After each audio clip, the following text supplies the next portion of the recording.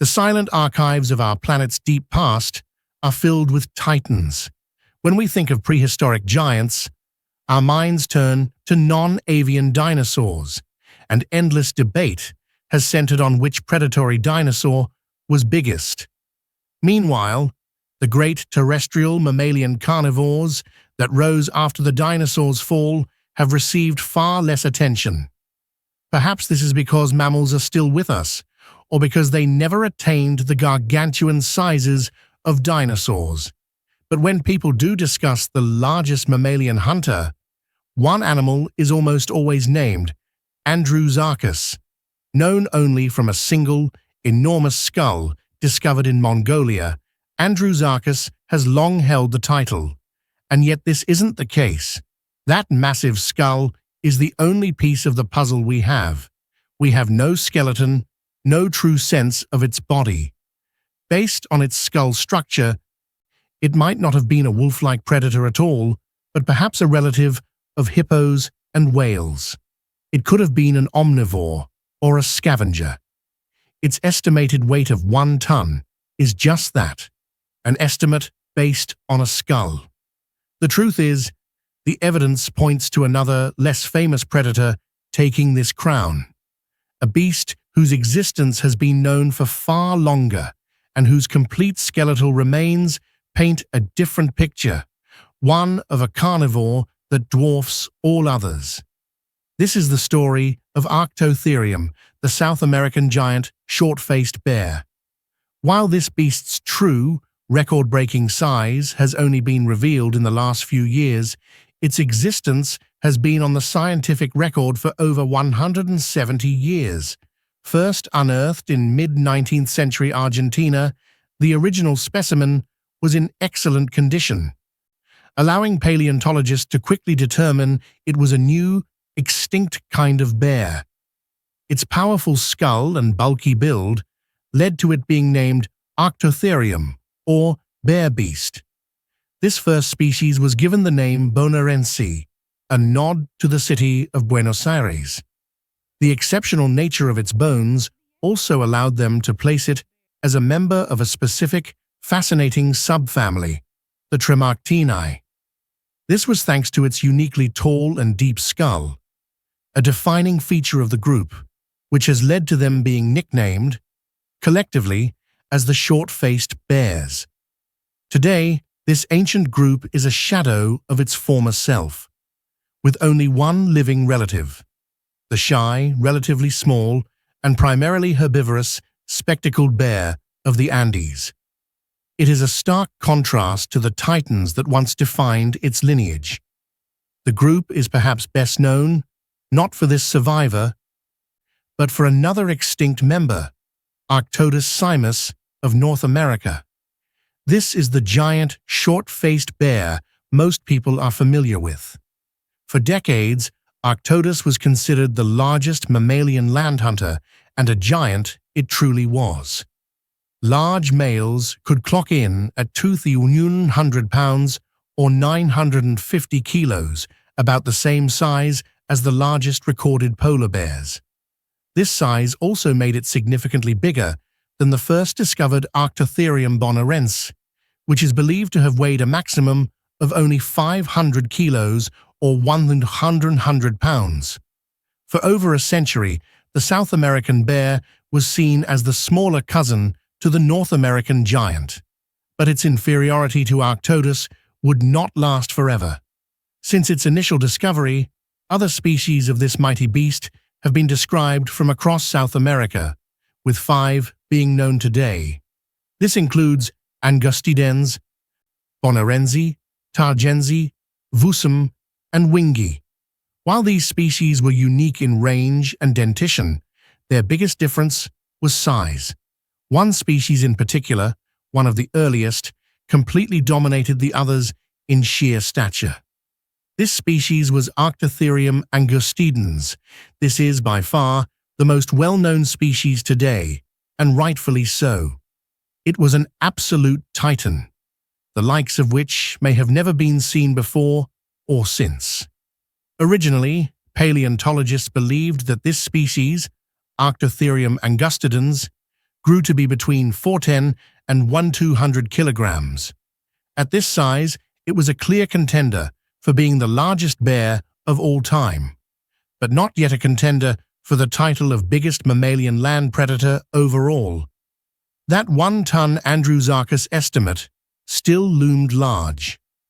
However, the short-faced bears, including their living member, are well known for having a high level of variety in size amongst individuals, especially between genders. This fact also extended to Arctotherium. Over the years, dig teams have occasionally found massive male angustidens specimens that pushed the envelope. This all came to a climax in 2011. A paper published by paleontologists Leopoldo Soy-Belzon and Blaine Schubert described a specimen located in Buenos Aires province, Argentina. What they found blew everyone away. The individual in question was not a complete skeleton. Instead, it was represented by a giant humerus, the upper arm bone, along with a radius and ulna. Based on the measurements of these bones, the scientists began to calculate the animal's life size. They used allometric scaling, comparing the bones to living bears to extrapolate the animal's weight. The upper end number their calculations produced was staggering. They believed this single bear potentially weighed 4,500 pounds or 2,040 kilograms. To put that number in perspective, this is over 2 metric tons. The absolute largest, heaviest polar bear, or Kodiak bear, ever reliably recorded, weighed around 1,000 kilograms. This Arctotherium was, at its upper limit, double the size of the largest bear alive today. It weighed as much as a modern Toyota Camry. However, the paleontologists who estimated this size were, as good scientists often are, wary of this large number. Extrapolation can be a tricky business. They believed that a more likely, more conservative weight for this titan was 1,760 kilograms or 3,600 pounds. But here is the crucial part. Even this conservative estimate is revolutionary. At 1,060 kilograms, Arctotherium angustidens shatters every record. It is significantly larger than its 950-kilo cousin, Arctodus simus. It is vastly heavier than the largest saber-toothed cats, and it decisively outweighs the 1-ton Andrewsarchus estimate, finally seizing the crown as the largest terrestrial mammalian predator known to science. This is monumental. This bear, at its conservative weight, was even heavier than the extinct Binosuchus, a giant terrestrial crocodile. And this Arctotherium specimen wasn't just a giant when it came to weight. It was extremely tall as well. The scientists estimated that this bear would have reached 14 feet, or 4.3 meters, when standing upright on its hind legs. To visualize this, a standard NBA basketball hoop is 10 feet off the ground. This bear would tower over it by 4 feet. It was taller than both the average T-Rex and the average large African elephant. Its considerable stature and bulk resulted in paleontologists starting to refer to it as the giant short-faced bear.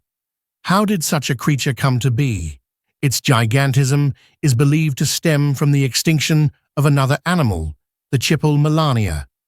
This was a highly specialized, large omnivore with a diet very similar to modern bears. Its extinction, which occurred shortly before Arctotherium angustidens appeared, created an intense power vacuum.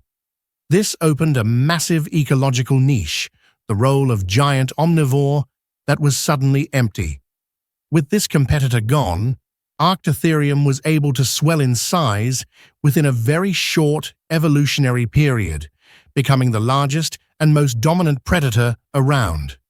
And with this useful trait, Arctotherium became a killer of giants.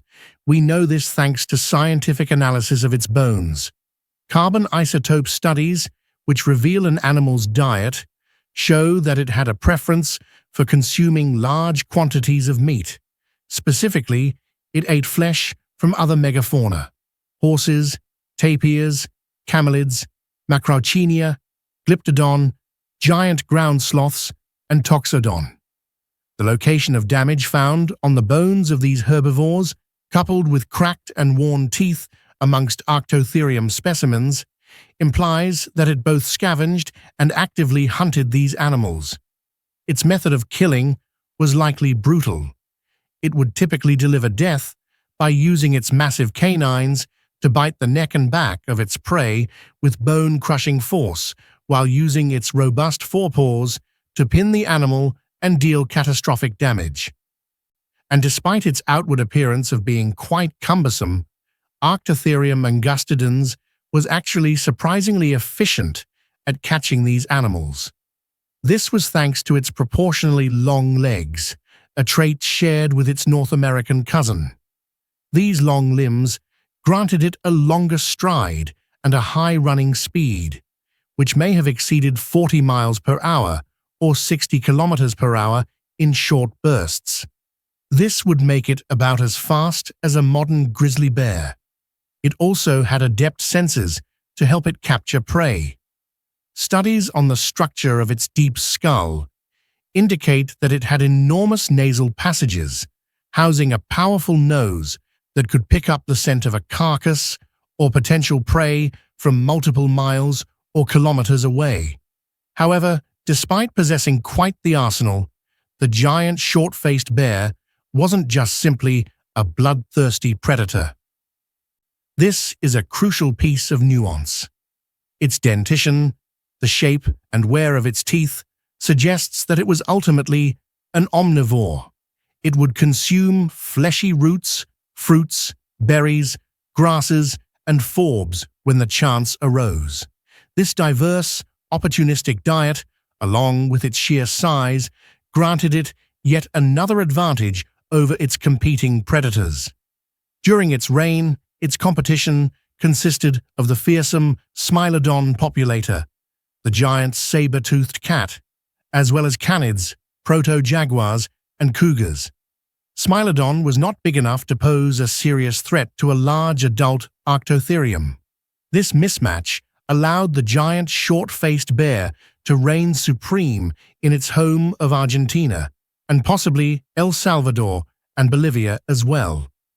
Within these lands, located specimens show this giant had a preference for open plains, but it would venture into forested areas.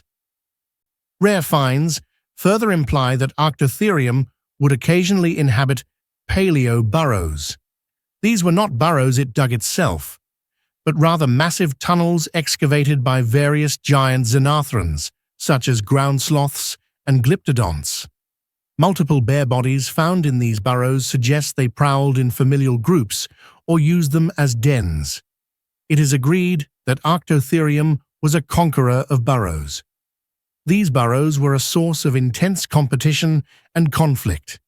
This battle for burrows occurred so often that some paleontologists believe this bear alone caused an increase in the number of paleo burrows, as constant violent takeovers forced the burrow-digging xenarthrans to regularly evacuate and start over, assuming they weren't killed. These fights were quite vicious, often leading to deep injuries. Adult Arctotherium skeletons show a high level of damage, suggesting a life of routine violence. The high percentage of cracked teeth seen in this bear is also partially attributed to fights with other individuals. This tough lifestyle may have been a considerable source of mortality, but this didn't stop this giant. What did, though, was the ecosystem itself. As the early Pleistocene ended and the Middle Pleistocene began, the Carnivore Guild, the group of carnivore species that shared the habitat, started to diversify and mature.